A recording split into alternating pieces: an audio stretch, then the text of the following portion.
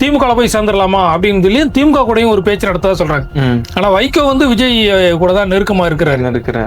அந்த மாதிரியான சில இது இருக்குது. அப்படி இவங்க 2 பேருமே ரிசைன் பண்ணி திமுகவில் சேர்ந்துட்டாங்க அப்படின்னா இல்ல ரிசைன் பண்ண மாட்டாங்க. இல்லை, அதுக்குமே ஒரு விஷயம் சொல்லியிருந்தாங்களே, அவர் வந்து அரசியல் காய்தான் நகர்த்தியிருக்காரு. ஏன்னா நம்ம ஸ்டார்டிங்லேயே உள்ள போயிட்டோம் அப்படின்னா இப்போ டைரக்டா மத்திய அரசை எதிர்க்க வேண்டியது வரும், பிஜேபி எதிர்த்து பார்லிமெண்ட்ல பேச வேண்டியது வரும். அதனால தான் நாங்கள் வந்து காங்கிரஸ் கொடுத்துட்டோம், இந்த இடத்துல நாங்கள் கொஞ்சம் சேஃபா காய் அது அப்படி சொல்றாங்க. நேருக்கு நேரம் வந்து பிஜேபி எதிர்த்து பேசுறது ரெண்டுமே இருக்குது. அதாவது அதிமுக ஆட்சிக்கு வரும்போது திமுக கூட்டணியில் இருக்கிறவங்க எல்லாம் உணர்வாங்க, நம்ம வந்து அந்த பக்கம் போனா கட்சியை காப்பாற்றலாம், மக்களை காப்பாற்றலாம், மக்களுக்கு சேவை செய்யலாம் அப்படின்னு சொல்லி. திமுக ஆட்சிக்கு வந்துட்ட உடனே அதிமுக கூட்டணியில் இருக்கிறவங்க எல்லாம் உணர்வாங்க, நம்ம மக்களுக்காக சேவை செய்யணும் அப்படின்னு சொல்லிட்டு. அதே மாதிரி இப்போ டிவிக்கு ஆட்சிக்கு வந்துட்டாங்க, அதனால எல்லாரும் உணர்றாங்க மக்களுக்கு சேவை செய்யணும்.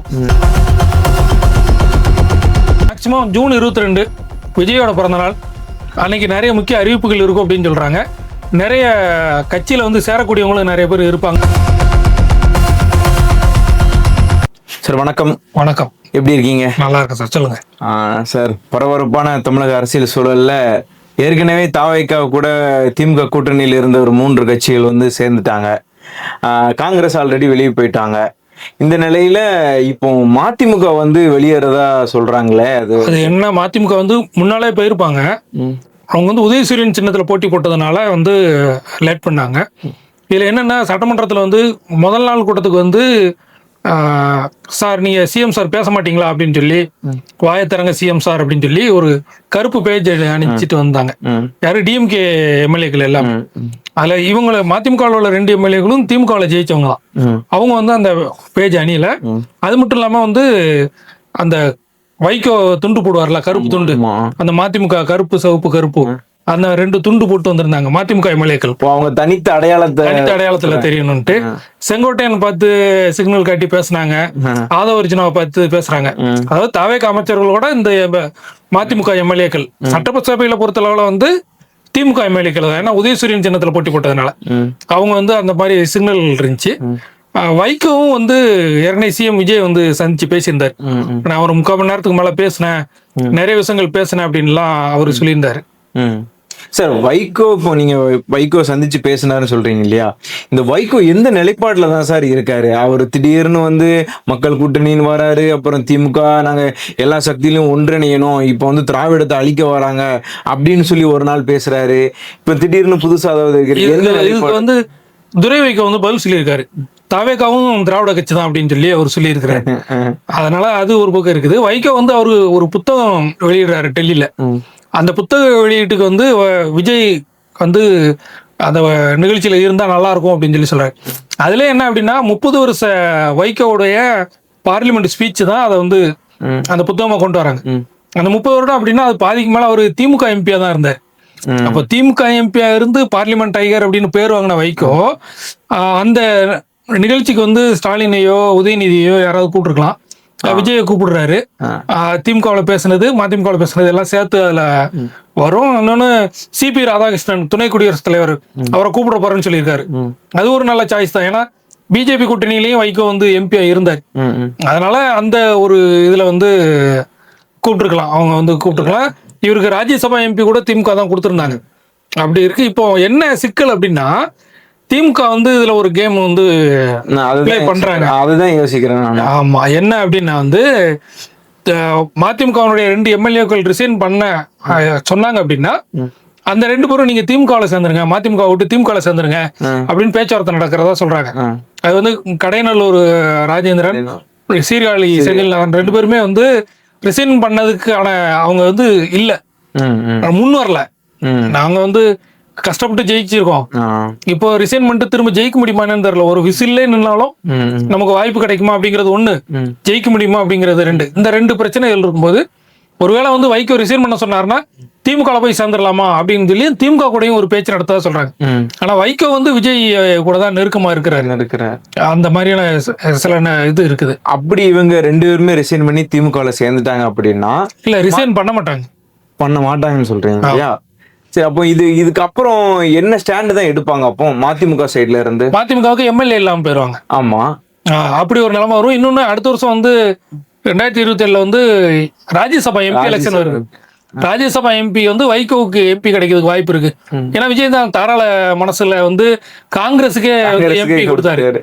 தாவேகால வந்து ஃபர்ஸ்ட் ஒரு எம்பி டெல்லிக்கு போக வாய்ப்பு இருந்தும் அதை வந்து காங்கிரஸுக்காக கொடுத்தாரு. பிரவீன் சக்கரவர்த்தி தன்னோட நண்பர், அந்த காங்கிரஸ் தாவேகா கூட்டணியை உருவாக்குனவர் அப்படிங்கிற அடிப்படையில அவருக்கு கொடுத்தாரு. இல்ல அதுக்குமே ஒரு விஷயம் சொல்லியிருந்தாங்களே, அவர் வந்து அரசியல் காய்தான் நகர்த்தியிருக்காரு. ஏன்னா நம்ம ஸ்டார்டிங்லயே உள்ள போயிட்டோம் அப்படின்னா இப்போ டைரக்டா மத்திய அரசு எதிர்க்க வேண்டியது வரும், பிஜேபி எதிர்த்து பார்லிமெண்ட்ல பேச வேண்டியது வரும். அதனாலதான் நாங்க வந்து காங்கிரஸ் கொடுத்துட்டோம், இந்த இடத்துல நாங்க கொஞ்சம் சேஃபா அது அப்படி சொல்றாங்க. நேருக்கு நேரம் வந்து பிஜேபி எதிர்த்து பேசுறது, பிஜேபி கொண்டு வரக்கூடிய தீர்மானத்தை எதிர்ப்பு தெரிவிக்கிறது, ஆதரவு தெரிவிக்கிறது. இப்போ ஆளுநரே பாருங்களேன், அந்த ஒரு இணக்கமான ஒரு நிலை வந்துருச்சு. தமிழ் தாய் வாழ்த்து ஃபர்ஸ்ட் பாடுறாங்க, அதுக்கு ஆளுநர் வந்து பெருசா எதிர்ப்பு தெரிவிக்கல. உரையில உள்ளது எல்லாத்தையும் அப்படியே எல்லாமே படிக்கிறாரு. பகுத்தறிவு பகலவன் எல்லா வார்த்தையுமே சொல்றாரு, என்னெல்லாம் சொல்லியிருந்தாங்களோ. ஏன்னா RN ரவி ஆளுநரா இருக்கும்போது அதான் விடுபட்டு இருந்துச்சு அப்படிங்கறதான் பிரச்சனையே வந்துச்சு. தேசிய கீதத்தை தான் ஃபர்ஸ்ட் பாடணும் அப்படின்னு அவர் சொல்லியிருந்தார். ஆனா எல்லாமே இருக்குது. ஒன்றிய அரசு அந்த வார்த்தைகளையும் ஆளுநர் வந்து பெருசா எதிர்ப்பு தெரிவிக்கல. அது அப்படியே யூனியன் கவர்மெண்ட் அப்படின்னு அவரும் படிச்சிட்டாரு. தமிழ்ல சபாநாயகர் படிக்கும் போது ஒன்றிய அரசுன்னு இருந்துச்சு, ஆளுநர் அங்கதான் இருந்தாரு, பெருசா எதிர்ப்பு தெரிவிக்கல. அப்போ ஒரு இணக்கமான நிலை இருக்குது. இந்த நேரத்துல எதுக்கு அப்படின்னு கூட நினைச்சிருக்கலாம். வைகோவுக்கு வந்து ராஜ்யசபா கொடுக்கறதுக்கு அதிக வாய்ப்பு இருக்குது. இப்போ ராஜ்யசபா வாய்ப்பு, துரை வைகோவுடைய எதிர்காலம், இதெல்லாம் மனசுல வச்சுட்டு வைகோ இப்படி ஒரு முடிவு எடுக்கிறாரு அப்படின்னு வந்து சொல்றாங்க. அப்போ இப்பதான் எல்லாருமே உணர்றாங்களா, திமுக இருந்து நம்ம தனிச்சு போனாதான் நம்மளோட தனித்த அடையாளத்தை வந்து பெற முடியும் அப்படின்னு நினைச்சு எல்லாரும் உணர்ந்து சுயநலமா போறாங்களா, இல்லைன்னா தன்னோட கட்சியோட நலனை கருதி போறாங்களா அப்படின்னு? ரெண்டுமே இருக்குது.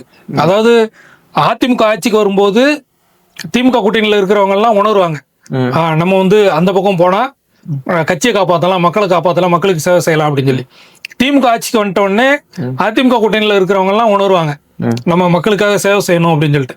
அதே மாதிரி இப்போ டிவிக்கு ஆட்சிக்கு வந்துட்டாங்க, அதனால எல்லாரும் உணர்றாங்க மக்களுக்கு சேவை செய்யணும், எப்படியாவது மக்களுக்கு நம்ம கட்சி ஆரம்பிச்சிருக்கிறோம், நம்ம சேவை வந்து அதிகமா செய்யணும், அதனால ஆளுங்கட்சியோட சேர்ந்து போவோம் அப்படின்னு சொல்லிட்டு. அப்படிதான் வந்து அந்த அடிப்படையில மதிமுகவினுடைய பாய்ச்சலும் அப்படி இருக்கும். ஒருவேளை அந்த இளைஞர்கள் மத்தியில கட்சியை நிலைப்படுத்தணும் அப்படின்னா நம்ம தாவேகா கூட்டணிக்கு போயிடலாம் அப்படிங்கிற முடிவு வந்து வைகோ கிட்டத்தட்ட எடுத்துட்டாரு. 27ஆம் தேதி சொல்லுவாரு. பொதுக்குழு கூட்டத்துல வந்து அவங்க முடிவெடுத்து அறிவிக்க போறாங்க. அந்த அறிவிப்புக்கு அப்புறம் வந்து அந்த 2 MLA அவங்க வந்து மதிமுகவுக்கு இருப்பாங்களா அல்லது திமுகவுக்கே போயிருவாங்களா, இல்ல ரிசைன் பண்ணிட்டு டிவிகேக்கு போவாங்களா அப்படிங்கிறது நம்ம அப்பதான் தெரியும். சரி, இப்படி ஒரு பாரம்பரியமான ஒரு கூட்டணி வச்ச வைகோவை இந்த நிலை எடுக்கும்போது திமுக இதை எப்படி எதிர்கொள்வாங்க? திமுக அடுத்த தேர்தல் வரும்போது அடுத்த கூட்டணி அவங்க வந்து ஃபார்ம் பண்ணுவாங்க. அவ்வளவுதான். ஒவ்வொரு தேர்தலுக்கும் கூட்டணி மாறிக்கிட்டே இருக்கும். இப்ப சமீபத்துல எடப்பாடி தலைமையில ஆட்சி இருக்கும்போது தான் அந்த 2018 இருந்து தொடர்ந்து ஒரு 2-3 தேர்தலுக்கு திமுக கூட்டணி ஒண்ணு போல இருந்தாங்களே தவிர ஒவ்வொரு சட்டமன்ற தேர்தலுக்கும் கூட்டணிகள் மாறிக்கிட்டே தான் இருக்கும். அது இப்போ தேர்தலுக்கு பின்னால கூட்டணி மாறுது. அது வந்து ஒரு புது விஷயமா இருக்கு நம்ம ஊர் அரசியல்ல. இப்ப எத்தனை அப்போ வரிசையா அப்படியே போகையில நம்ம ஏற்கனவே பேசுன மாதிரி எத்தனை தொகுதிக்கு தான் இடைத்தேர்தல் அப்படிங்கிற ஒரு நிலை இன்னும் ஒரு கேள்விக்குறியா இருக்குது. அது எத்தனை தொகுதிக்கு வருது அப்படிங்கிறது போக போக தெரியும். மேக்சிமம் ஜூன் 22 விஜயோட பிறந்தநாள் அன்னைக்கு நிறைய முக்கிய அறிவிப்புகள் இருக்கும் அப்படின்னு சொல்றாங்க. நிறைய கட்சியில வந்து சேரக்கூடியவங்களும் நிறைய பேர் இருப்பாங்க அப்படின்னு சொல்றாங்க. நிறைய MLA ரிசைன் ஆகி கிஃப்டா கொடுப்பாங்களா, பிறந்தநாள் பரிசா கூட வந்து விஜய்க்கு வந்து அந்த ராஜினாமா கடிதங்கள் வந்து கிடைக்கலாம்.